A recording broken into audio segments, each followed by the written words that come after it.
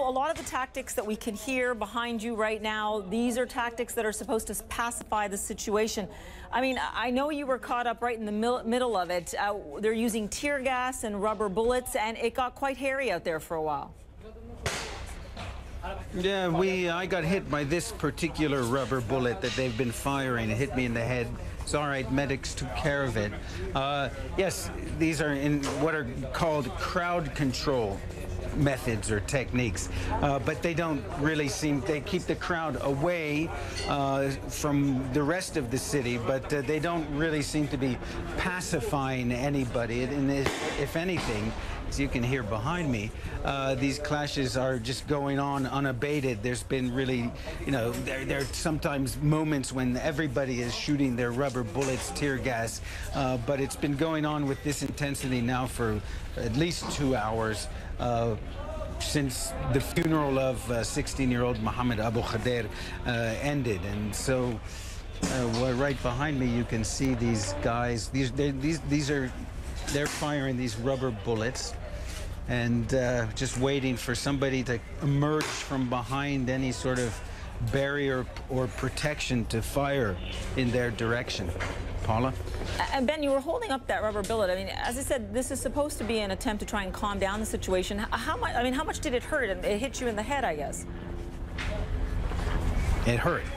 It was a bit like getting hit by a rock. A lot of blood came out, but there are medics nearby, so they attended to it. And, we'll be leaving this spot as soon as things calm down a bit, but in a sense we're kind of caught between a rock and a hard place, so to speak. So as soon as things quiet down, we're going to get out of here. And I hope you do get to safety. And while you are there pinned down, Ben, we're going to rely on a lot of your expertise. You've seen this so many times before. Does this look and feel like something that will continue to escalate, or is it just far too early to tell?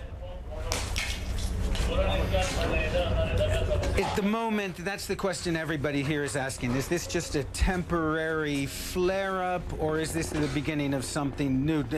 Already Palestinians have had two major revolts against Israeli occupation. The first Intifada, which began in 1987, went to about 1992-93. The second Intifada from September 2000 to approximately 2005, 2006.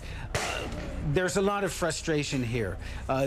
The Palestinians who live in Jerusalem complain that they pay high taxes, but they don't get municipal services. They're discriminated against in terms of jobs, in terms of education, in terms of all sorts of support from the social support network of the government. You have the complaints of people in the West Bank.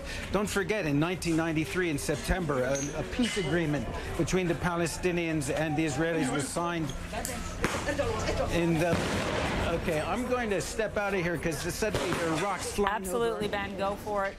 That's our Ben Wiedemann there on the streets of Jerusalem. Ben, I don't know if you can still hear me. If you can't, don't worry. I can hear you. I can hear you. And I can hear you. Okay, so Ben, as you were saying, as we can see here, tension's still quite high, and they are doing all they can, those Israeli forces.